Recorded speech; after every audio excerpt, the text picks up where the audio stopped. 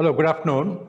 I'm going to talk to you about leadership communication techniques that we see in the Bible.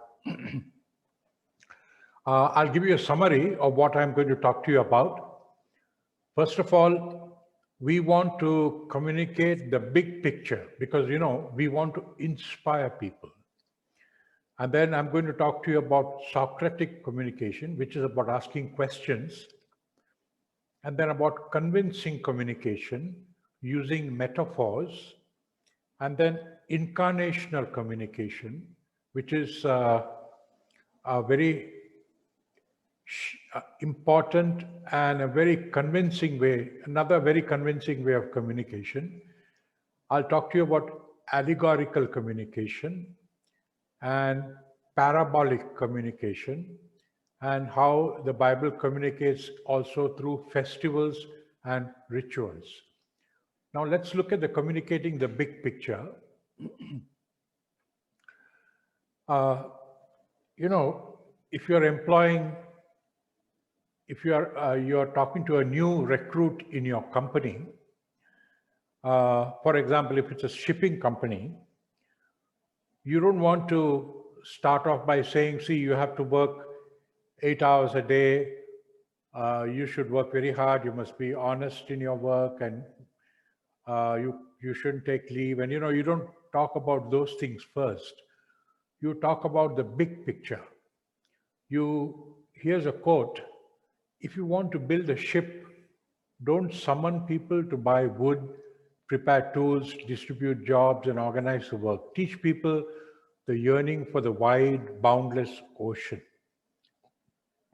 When Jesus came, he started off his ministry by announcing the kingdom of God, the big picture. He was talking about a kingdom where there will be righteousness, justice, peace, no disease, no suffering. He was talking about this big picture. And when you do that, you tend to inspire people. Jesus' first statements were, the time is fulfilled and the kingdom of God is at hand. Repent and believe. Again, in Matthew 4:17, he says, repent, for the kingdom of heaven is at hand. And Luke, he says, he will reign over the house of Jacob forever, and of his kingdom there will be no end. And then the first miracle that Jesus did was converting water into wine.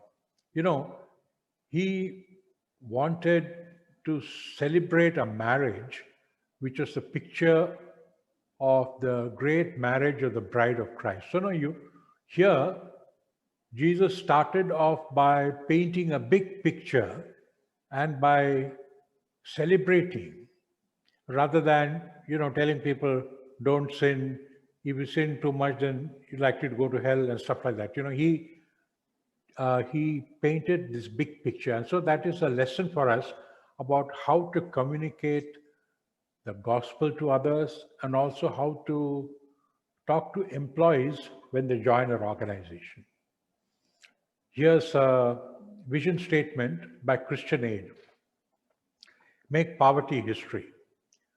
Such an inspiring vision.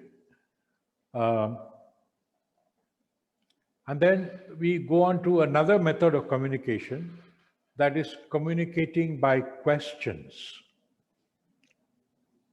Here Socrates, he lived before Christ. Now he says, I cannot teach anybody anything. I can only make them think. And the way he used to make them think is by asking lots of questions. When you ask questions, you get them to reflect. And then when you get them to reflect, they learn.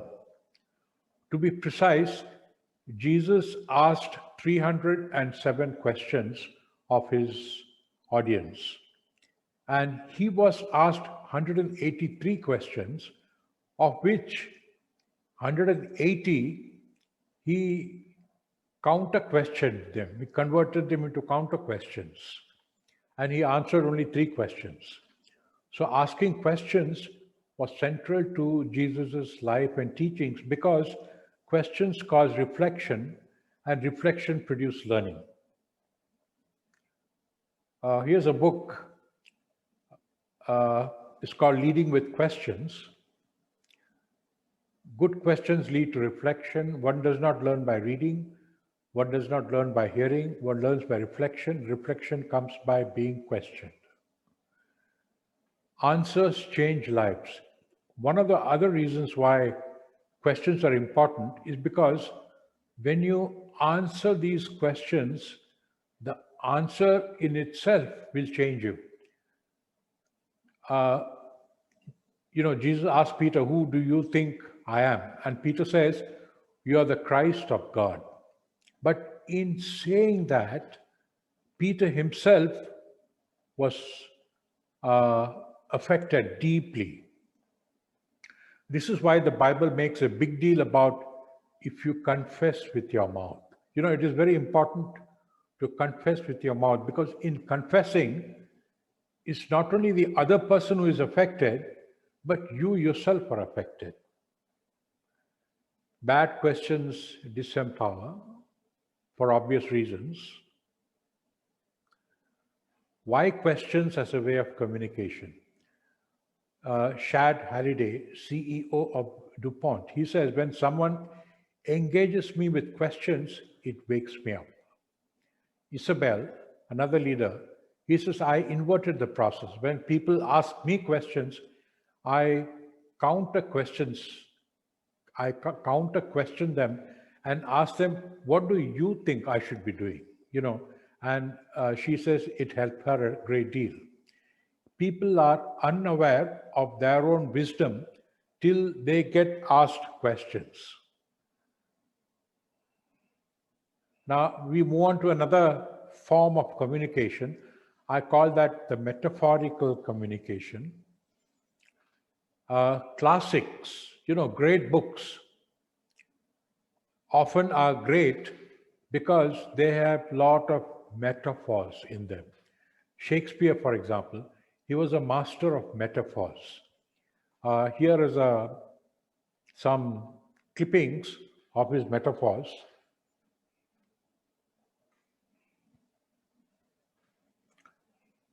And then I have a question for you.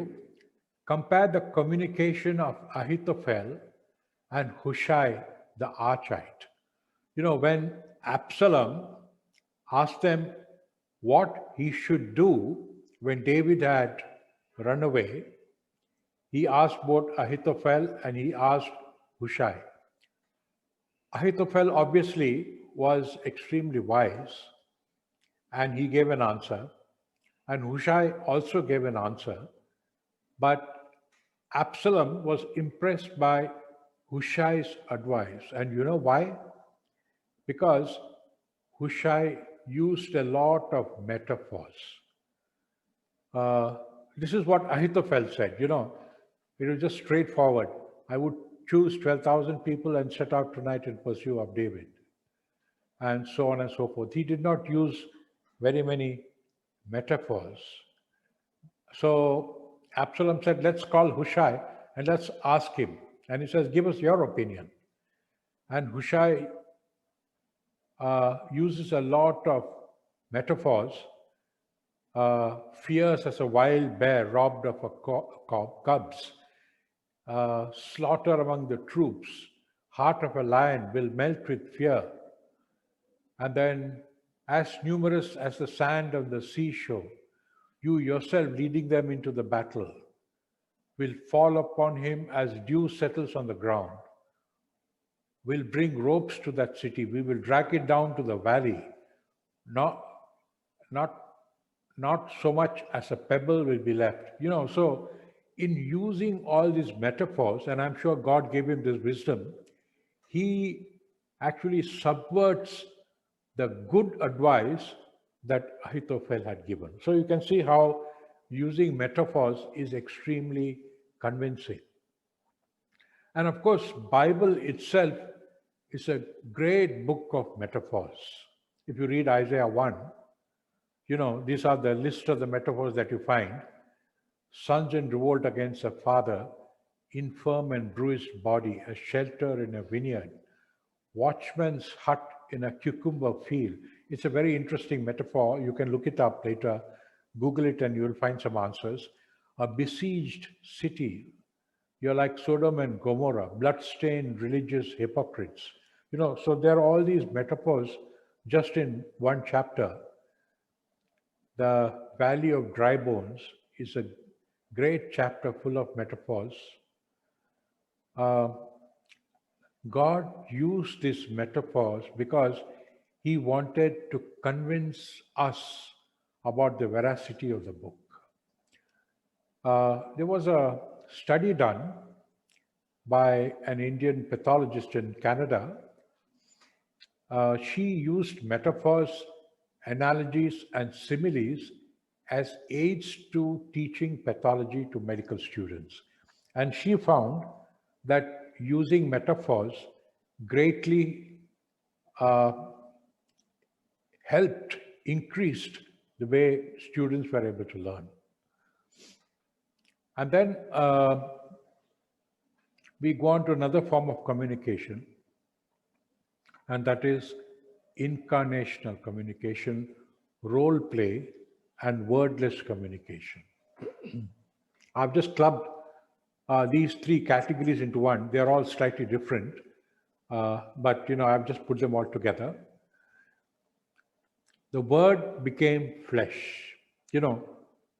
How can words become flesh? You can expect the word to start talking. You can expect the word to be seen on a page in the form of a writing, but word cannot become flesh. But that is what God did. He communicated not through words, written words, or the spoken word. He communicated through an incarnational word. That was Jesus himself. The word became flesh and dwelt among us. So that is incarnational communication. And that's a lesson for us about mission. How in mission, the best way of communicating the gospel is to live lives that incarnate and live among them. That means, if you build a great big palace in the center of a poor village and try to communicate the gospel, it will not work. You have to become like they become, like they live. And that is incarnational communication. And that is very costly and that is very hard, but that is what God calls us to do. This is another example of a role play, a linen belt. This is what the Lord said to me: go and buy a linen belt and put it around your waist, but do not touch it, do not let it touch water. So Isaiah bought a belt as God had directed him and put it around his waist. Then the word of the Lord came to me a second time: take the belt you bought and are wearing around your waist and go now to Parath and hide it there in a crevice in the rocks. And so I went and hid it at Parath as the Lord told me. Many days later, the Lord said to me, go now to Parath and get the belt I told you to hide there. So I went to Parath and dug up the belt, took it from the place where I had hidden it, but now it was ruined and completely useless. He's hiding the belt, and after many days, he takes it out and finds that it is utterly useless.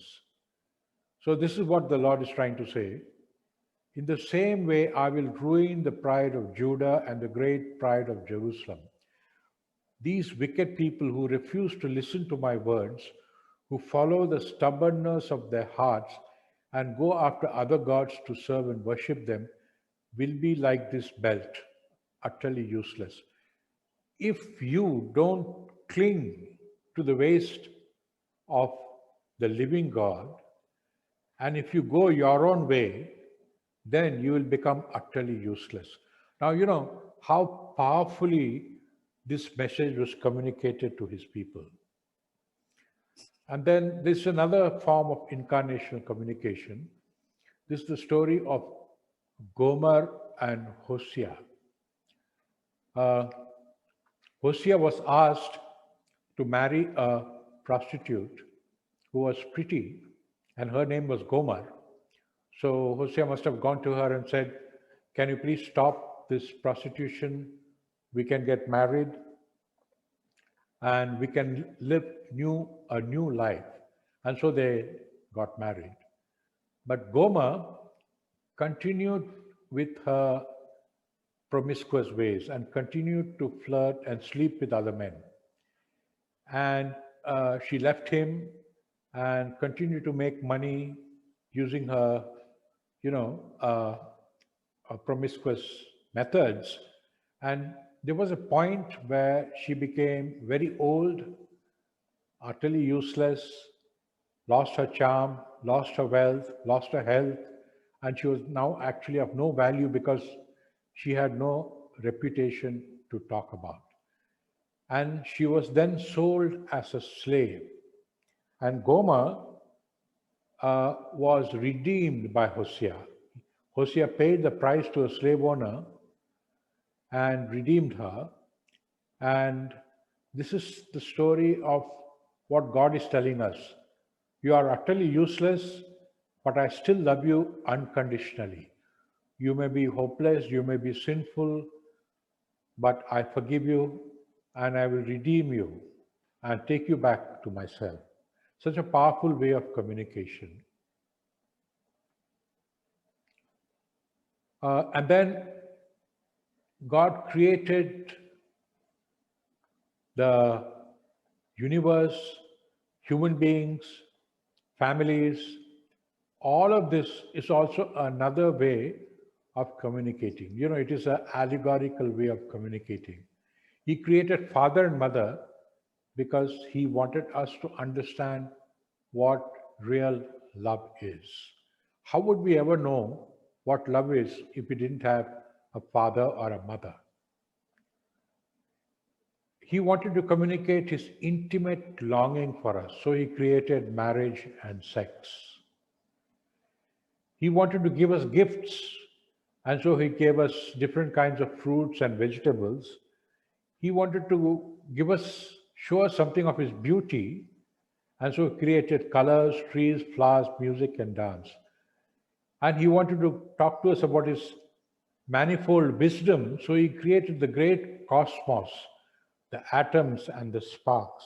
So, this is the creation is also another way God communicates to us allegorically. God also communicates to us through parables. And I will tell you why he communicates to us through parables. Here's an interesting parable, the parable of the two sons in Matthew 21. It says, "What do you think? There was a man who had two sons. He went to the first and said, 'Son, go and work today in the vineyard.' 'I will not,' he answered. But later he changed his mind and went. Then the father went to the other son and said the same thing. And he answered, 'I will, sir,' but he did not go. Which of the two did what his father wanted? The first, they answered. So far, everyone was listening intently. Both their ears were fully open. And then suddenly, Jesus said to them, 'Truly I tell you, the tax collectors and the prostitutes are entering the kingdom of God ahead of you.'" He was talking to the Pharisees. And then suddenly, Pharisees realized he was talking about them. The Pharisees were like the second son. They said yes, but they did not go. They did not do what God wanted. The tax collectors and the prostitutes said no first, but later on, they went and did what God wanted. And so the reason why God used his parables is because he wanted to pierce through their prejudice.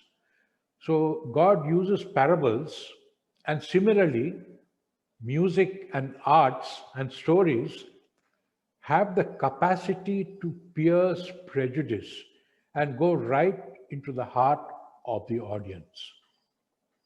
The music also has got the same capacity. People don't like to hear the gospel, but you create beautiful music and they want to hear it, and it goes right through. Same thing about the arts. And so Jesus used a lot of parables because he wanted to break through the prejudices people have. You know, uh, Many people feel God was very angry with the Pharisees, but he did his very best to communicate to the Pharisees through the parables because he tried to break the prejudice and get through to them. Rituals and festivals are also another way in which God continues to communicate with us. The Passover festival. The reason that was instituted because he wanted to remind us regularly how God did some wonderful things for his people and how he got them out of slavery from the land of Egypt. Uh, Animal sacrifices are also a way of communication. You know, the lamb without blemish is being sacrificed. It talks about Jesus who was without sin and who died for us. For us, we don't have the Passover festival or the animal sacrifices, but we have the breaking of bread, which is a formalized form of communication. My body was broken for you, my blood was shed for you. Do it as long as you meet together. So this is also a way of communication. In summary, we talked about several methods of communication. First, I said you should learn to paint the big picture, an inspirational picture to communicate to your audience when you start. And then I talked about Socratic communication, asking questions. And then I told you how metaphors are an extremely convincing way of communicating to people. And we talked about incarnational communication, how it is extremely effective. Words are cheap and books may not be so effective, but when you live it, it is extremely effective. We talked about the allegorical communication, the creation. Paul himself says creation reflects the glory of God. And then I talked to you about parables, how they break prejudices, and how finally I talked to you about festivals and rituals, how it tends to be a constant reminder, a regular form of communication to us so that we don't forget. Thank you so much.